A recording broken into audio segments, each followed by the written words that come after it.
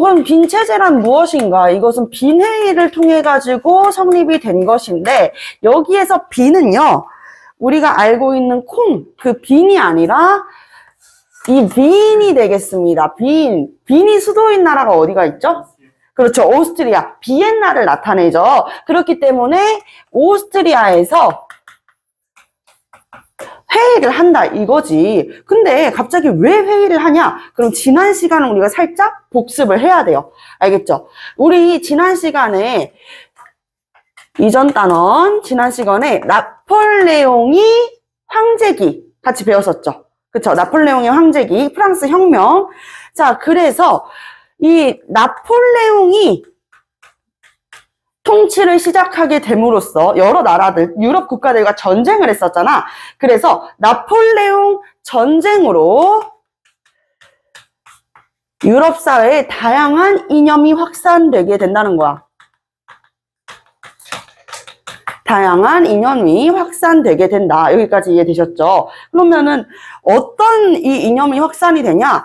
혁명정신이라고도 표현을 하거든요. 혁명정신, 혁명이념 뭐 이런 식으로 표현을 하는데 원래 이전까지만 해도 왕한테 통치를 받고 그리고 왕권이라는 것은 신께서 부여하신 신성한 권능이기 때문에 어떻게 할 수가 없다? 저항할 수가 없다라고 생각을 했어. 근데 프랑스 혁명을 겪으면서 사람들이 무슨 생각을 하게 돼? 자유를 원하게 되지. 그치? 자유를 원하게 된다는 거야. 그래서 이 나폴레옹의 개혁 정치로 다양한 정치를 했었는데 일단 첫 번째 나폴레옹 법전을 편찬을 했었고 그리고 두 번째는 프랑스 은행을 설립해가지고 국민들의 무엇을 보존해 줬었어요? 무엇을 보호해 줬지? 그렇지, 재산권을 보호해 줬었다. 그리고 또 뭐까지 했었어? 토지, 이 세금제도, 조세제도도 막 다 개편을 하고 했었잖아요. 그래서 이 개혁 정치로 인해 국민의 지지를 얻게 됩니다. 그쵸? 사람들이 역시 나폴레옹 최고예요 이렇게 이야기를 했었잖아. 그러니까 우리들의 황제가 되어주세요 나폴레옹 이렇게 이야기를 했을 때 나폴레옹이 덥석 그래 내가 황제 해줄게 이렇게 하는 게 아니라 어떻게 한다 그랬지? 그렇지. 그래도 이 국민들한테 찾아오는 어떠한 자유인데 내가 국민투표로 정말 이 사람들의 뜻인지를 확인해보고 국민들의 뜻이 그렇다면은 그때서야 내가 황제가 하겠다 해가지고 국민투표로 황제의 자리에 즉위할 수 있게 되었습니다. 황제의 자리에 즉위할 수 있게 되었었다. 자, 그리고 나폴레옹이 황제가 된 다음에도 지속적으로 정복전쟁을 활발하게 했었어요. 그래서 나폴레옹의 정복전쟁으로 인해서 이 프랑스 혁명 당시에 프랑스 시민들이 가지고 있었던 이 혁명적인 이념 사상들이 다 유럽 사회로 널리 전파가 된다라고 말씀을 드렸습니다. 그래서 영국을 제외한 대부분의 유럽 있죠. 그쵸? 대부분의 유럽에서는 이 나폴레옹의 전쟁으로 인해 가지고 이 혁명 정신들이 전파가 된다. 그리고 대부분의 유럽을 정복하기도 했어요. 정복 전쟁이었잖아. 그래서 영토를 굉장히 많이 가지고 있었었다. 이렇게 이해를 해볼 수가 있겠지? 자, 근데 지금 어디를 제외했다, 얘들아? 영국을 제외했대. 그러니까 영국까지 포함을 시켜야 될 것 같아. 그치? 이 영국을 고립시키기 위해서 나폴레옹이 내린 정책 뭐예요? 5글자. 맞아. 대륙 봉쇄령. 어떻게 영상으로 본 친구들이 대답을 더 잘해. 그치? 대륙 봉쇄령이 되겠습니다. 자, 이렇게 대륙 봉쇄령을 내리게 되는 것이에요. 여기까지 이해되세요? 자, 대륙 봉쇄령이랑 뭐랑 비교하는 문제 잘 나온다 그랬지? 혹시 기억나? 아, 너무 기가 막혀요. 이거랑 이거는 다른 거야. 바로 크로멜의 항해법. 일단 국가부터가 달라. 항해법은 어느 나라야? 영국, 그치. 영국의 혁명했을 당시에 청교도 혁명 이후에 공화적 수립되고, 그리고 실권을 차지했었던 크롬. 왜? 이 크롬웰이 네덜란드 선박을 이용하지 못하게, 네덜란드의 경제 성장을 못하게 하려고 항해법을 제정한 거고, 이 대륙공세령은 무엇을 하기 위해서? 영국을 고립시키기 위해서였다. 자, 그래서 대륙공세령 영국을 고립시키기 위해서 실시를 했었던 나폴레옹의 정책이고, 항해법은 영국의 누구? 왜? 올리버 크롬웰. 알고 보니까 내가 전쟁 천재였던 거지. 이 전쟁 천재 크롬웰이 실시를 했었던 네덜란드의 경제 성장을 막기 위한, 선박 이용을 금지하기 위한 정책이었었다. 이 차이점 비교될 수 있으니까요. 꼭 이해를 해주셔야 됩니다. 아시겠죠? 나중에 나한테 와가지고 선생님 왜 나폴레옹 황제기 때 업적 중에 항해법이 틀렸어요? 이런 거 질문하면은 곤란해지겠죠? 그쵸? 자, 근데 여기에서 영국을 굴복시키기 위해서 이 대륙공세령을 내렸는데, 얘들아. 한 나라가, 유럽의 다른 나라들도, 알겠어. 나폴레옹 네 말 잘 들을게. 우리 절대 영국이랑 그렇게 안 지내. 하하하. 이랬는데 한 나라가 그 말을 어겼어. 그 나라가 어디였지? 그렇지. 러시아가 이탈을 한단 말이야. 그래서 영국이랑 수교를 해. 그래서 여기에서 화가 났었던 나폴레옹이 무엇을 했죠? 러시아로 원정을 가자. 러시아의 심장이 어디에 있어? 모스크바. 그치? 자, 그래서 모스크바 원정을 갑니다. 근데 모스크바 원정에서 성공을 했어? 실패를 했어? 그렇지. 실패를 했었단 말이야. 그래서 결국 이 유럽 군데군데에 이 유럽 각국들이 동맹을 맺어가지고 어떻게 해? 공격을 하는 거야, 프랑스를. 이해됐어요? 그래서 유럽 각국의 동맹이 결성되어서 프랑스를 공격을 했었단 말이야. 근데 결국에는 이 프랑스 공격 때문에 프랑스는 패배를 해요. 나폴레옹 황제기가 어떻게 된다? 막을 내리게 된다. 그래서 나폴레옹은 패배를 하고 몰락을 하게 되었습니다. 그래서 이렇게 나폴레옹 황제기가 어떻게 된다? 끝이 나게 된다. 까지가 우리가 지난 시간에 배웠었던 거. 오케이? 기억났죠? 혹시 에어컨 한번 틀어도 될까? 살짝만.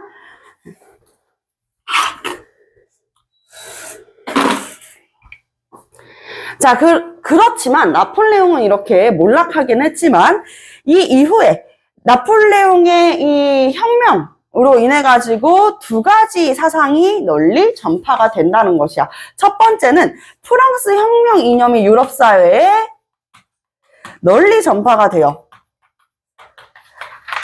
이념이 널리 전파된다. 그래서 전파된 사상, 전파된 주의가 무슨 주의다? 바로 여러분들 자유주의입니다. 아시겠죠? 자유주의. 자, 그래서 자유주의 사상이 확산이 되었었고, 두 번째는요, 유럽 각국이 이 프랑스를 좋아했어? 아니면은 저항하려고 그랬어? 저항하려고 그랬지. 그래서 프랑스에 저항하게 되면서 무슨 사상이 또 전파가 되냐? 우리 민족끼리 모여라. 라고 하는 이 민족주의 사상이 전파가 되는 거예요. 민족주의. 그러니 이 빈 회의는 왜 열린 것이냐? 나폴레옹이 몰락했잖아, 얘들아. 그치? 그러니까 이놈의 프랑스 어떻게 해야 되냐가 된 거야. 프랑스가 보유하고 있는 이 영토 자체가 굉장히 넓잖아. 유럽의 대부분을 가지고 있었잖아. 영국 제외하고. 그러다 보니까 이거 어떡하지? 그래서 각국의 이 토지, 각국의 토지, 프랑스에게 지배를 받고 있는 이 영토, 프랑스 지배체제를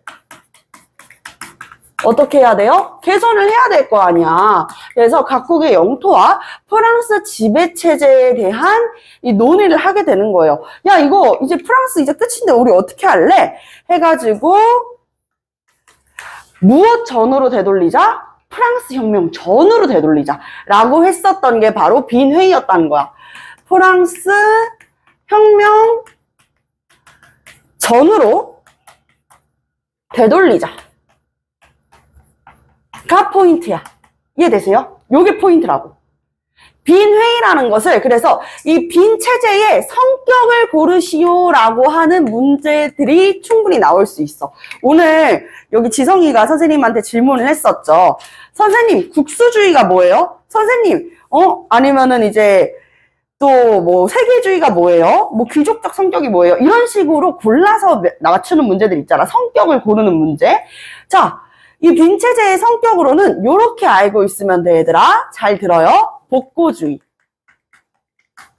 우리 복고풍 들어봤죠? 복고풍. 복고풍이 굉장히 이제 새로운, 굉장히 이제 뭐 미래지향적인 그런 느낌이 아니라, 복고주의라 그러면은 약간 우리 청자켓에다가 청바지에다가 뭔가 머리도 약간 양갈래나 따은 머리에다가 스카프도 하고 되게 옛날스러운, 옛스러운 느낌이잖아. 그쵸? 마찬가지로 이 복고주의라는 것은 옛날로 돌아가고자 하는 것을 복고주의라고 이야기를 해. 프랑스 혁명 전후로 되돌리려고 하는 것이니까 자유를 몰랐었던 프랑스 시민들로 다시 되돌리려고 하는 거야. 이해되셨을까요? 자, 복고주의적이고, 그리고 왕정을 어떻게 하고 싶을까? 다시 복고하고 싶어 해. 프랑스의 왕정 시대를 다시 열고 싶어 한다라는 것이죠. 이해되셨을까요? 그래서 무엇을 추구한다? 이 왕정이면은 정통을 추구하는 거잖아. 다른 의미로 정통주의라고도 이해를 해볼 수가 있다. 이렇게 볼 수가 있겠습니다. 이해되셨을까요? 혹시 어렵나요? 네, 좋아요. 자, 그래서 이러한 성격을 가지고 있는 거야. 이 빈 체제의 가장 중심이 됐었던 핵심 인물이 하나 있어. 그 인물을 우리가 잘 기억을 해줘야 돼. 그 인물이 누구냐면 바로 메테르니히라고 하는 사람입니다. 오스트리아의 재상이었었던 메테르니히가 이것을 주도하게 된다. 이 빈 체제를 어떻게 한다? 주도하게 된다라는 내용으로 우리가 이해를 해볼 수가 있는 것입니다. 아시겠죠? 자, 그래서 프랑스 체제 옛날로, 이전으로 돌아가 보자라고 이야기를 하면서 결국에는 이 빈 회의의 결과 어떻게 결정이 되었냐면요. 유럽의 여러 나라에 다시 왕정들을 다 어떻게 해요? 다 복고시키는 거야. 그래서 옛 왕조를 부활시킨다. 응? 부활시키게 된다. 이렇게 볼 수가 있는 것이죠. 그러면서 무엇을 탄압해야겠어? 이들은 프랑스 혁명 전후로 되돌리려고 했으니까. 자, 여기 봐봐. 프랑스 혁명이 전파가 되면서 널리 퍼졌었던 자유주의와 그리고 민족주의 운동은 어떻게 해야 되겠어요? 탄압을 했었겠죠. 그래서 자유주의 그리고 민족주의 운동은 어떻게 한다? 탄압을 했었다. 이렇게 볼 수가 있는 것입니다. 탄압을 했었다. 탄입니다. 탄. 아시겠죠? 자, 그러면서 우리가 배워볼 것은 자유주의 운동 두 나라, 민족주의 운동 두 나라야. 알겠죠? 자유주의 운동 두 나라, 민족주의 운동 두 나라다. 한번 보겠습니다. 자유주의 운동하면은 프랑스, 일단 프랑스에서 자유주의 운동이 일어나고 그 다음은 영국이에요. 민족주의 운동은요, 우리 민족들 모여! 라고 하는 운동인데 바로 이탈리아와 프로이센이 오늘날의 어디예요? 그렇지, 독일이에요. 그래서 요렇게 두 나라들이 이제 어떠한 운동을 하는지가 오늘 우리가 배워볼 핵심이 되겠습니다. 아시겠나요? 자, 그러면 자유주의부터 한번 보겠습니다. 자유주의 운동, 어떤 자유주의 운동이 시작되었는지 프랑스에서부터 먼저 시작이 되는데요. 때는 프랑스의 830년이었습니다. 1830년이었습니다. 1830년에 7월에 일어나는 혁명이라 그래서 7월 혁명이라고도 해요. 이 7월 혁명을 상징하는 대표적인 사진이 있는데, 그림이 있는데 여러분들한테 보여주지 않을 수가 없겠죠? 네, 선생님이 보여드리도록 할게요. 자, 우리 이쪽 한번 봐보도록 하겠습니다. 선생님이 그림을 한 장 가지고 왔죠? 혹시 안 보이는 친구들 있나요? 없죠? 이 그림을 다 한 번씩은 본 적이 있을 텐데 맞나요? 언젠가 한 번씩 지나가는 식으로라도 이 그림을 본 적이 있을 것입니다. 프랑스 혁명을 상징하는 그림이죠. 선생님이 지난 시간에 이야기를 했었는데 프랑스 국기, 이 각 색들이 상징하고 있는 게 있다 그랬어. 파란색은 무엇을 상징한다? 그렇지, 자유를 상징한다 그랬었고, 하얀색은 그렇지, 평등, 그쵸? 평화를 상징한다 그랬었어요. 그러면 빨간색은요? 그렇죠, 사랑을 자, 공산주의 아니에요. 자, 사랑을 상징한다라고 이야기를 했습니다. 아시겠죠? 그래서 자유와 평화, 평등, 그리고 사랑을 나타내는 이 프랑스 국기를 들고 나서는 이 혁명의 여신의 모습이 가운데에서 딱 보여지고 있는데, 여기 밑에 쓰러진 이들의 모습을 봐도 쓰러진 이들이 대부분은 다 뭐예요? 평민이죠. 그렇죠? 평민들이 이제 울부짖으면서 나아가는 모습을 보여주고 있습니다. 이것은요, 여러분, 많은 친구들이 이제 국민의회, 국민공회, 우리 한참 배웠었던 프랑스 혁명이라고 생각하는 친구들이 많은데, 7월 혁명을 상징한 사진입니다. 그림이에요. 아시겠죠? 7월 혁명을 나타내고 있는 그림이 된다. 그래서 오늘 우리가 배워볼 이 7월 혁명 내용부터 같이 한번 봐보도록 할게요. 왕정을 다시 복고시켰다 그랬었죠? 빈체제가 들어서면서. 그래서 오스트리아의 재상이었었던 메테르니히가, 이 메테르니히라는 인물이 주도를 해가지고 프랑스의 왕정도 다시 어떻게 합니까? 복고시키게 되는 것입니다. 자, 그래서 누구를 불러들였냐? 우리 샤를 하면은 우리가 누구 배웠었지? 샤를 7세 배웠었지. 그치? 잔다르크, 샤를 7세를 왕위에 앉히기 위해서 이 오르게앙을 지켜냈었던 잔다르크. 무슨 전쟁? 그렇지, 100년 전쟁. 아주 좋아.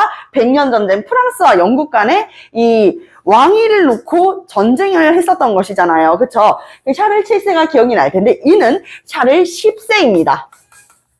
알겠죠? 이 샤를 10세가 어떻게 정치를 꾸려나갔냐면요. 또 왕이니까 당연하다고 생각을 했을 거야. 전제 정치를 이끌어 나가요. 전제 정치가 선생님이 두 글자로 줄여가지고 이야기하면 뭐라 그랬죠? 그렇지, 독재라고 이야기를 했죠. 그래서 이런 독재 정치를 추구를 했었단 말이야. 그러다 보니까 선생님 어떤 게 전제 정치의 대표적인 예시라고 할 수 있을까요? 라고 한다면 의회를 해산시켜버리는 거야. 의회를 해산시켜버리고 언론도 탄압합니다. 언론도 탄압을 했었다. 우리 왜 17세기와 18세기 들어가지고 루소, 로크, 그리고 프란시스 베이컨, 임마누엘 칸트 같은 인물들이 계몽주의 사상을 이야기한다 그랬잖아. 10개 깨어날 몽.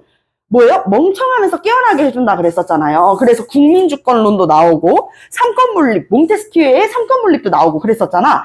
근데 사람들이 이 볼테르, 그 당시 이제 볼테르라는 인물이 이야기한 대로 언론이 얼마나 중요한지 알고 있었는데 언론을 탄압해버려. 그럼 문제가 어떻게 되겠어? 파리 시민들이 들끓는 거야. 얘들아, 자유라는 것은 끊을 수 없는 맛이거든요. 여기 보면은 우리 이쪽으로 한번 보면 여기 나와 있는 대로 프랑스 혁명 당시에는 국민들이 직접 투표를 해가지고 황제를 뽑을 수가 있고, 그리고 국민들이 직접 정치에 참여할 수가 있으니까 이거야말로 참정권, 주권이라는 거야. 근데 자유를 맛봤었던 프랑스 시민들한테 갑자기 자유를 탄압한다? 여러분들 갑자기 조선시대 가가지고 살라 그러면 살 수 있겠어요? 왕 보면은 깍듯하게 고개 숙이면서 그렇게 살 수 있겠어요? 못 살아요, 여러분들. 특히 우리 여자 친구들한테 너네들 그냥 공부 이제 이런 거 절대 하면 안 되고 집에 가가지고 이제 조선 후기로 갑자기 뚝 떨어졌다고 생각해봐. 집에서 애나 잘 키우고 17, 18살부터 애 낳아야 돼. 애 낳아가지고 잘 키우고 우리 맨날 주방 들어가가지고 주방일하고 한다고 생각해봐. 여러분들 성미에 살 수 있을 것 같아? 나도 못 사는데 하연들 여러분들이라고는 살 수 있겠냐고요. 적응이 안 된단 말이야. 자유라는 게 그래. 내가 자유롭게 나의 선택대로 살았던 경험이 있다면은 이게 다시 옛날로 돌아가기가 쉽지가 않다라는 거지. 그래서 프랑스 시민들이, 이 파리 시민들이 저항을 하게 됩니다. 파리 시민들의 저항. 그래서 이 샤를 10세를 어떻게 해요? 끌어내려야 된다라고 생각을 하게 되는 것이죠. 그래서 샤를 10세를 축출하게 됩니다. 샤를 10세에 축출해내게 된다. 자, 그런데 지금 빈체제에서 추구하는 건 뭐야? 프랑스 혁명 전으로 되돌리자라는 거지. 그러니까 왕이라는 게 사실 있어야 돼. 왜 왕정체제로 돌아가고 싶어 한단 말이야. 자, 여러분들이 좋아하는 음식, 자유에 이제 음식을 빗대어가지고 얘기할게. 여러분들 먹는 거 좋아하니까. 여러분들이 좋아하는 음식, 무슨 음식 있어요? 나는 그 상상도 못했는데 그걸 좋아해? 비둘기 고기를 좋아.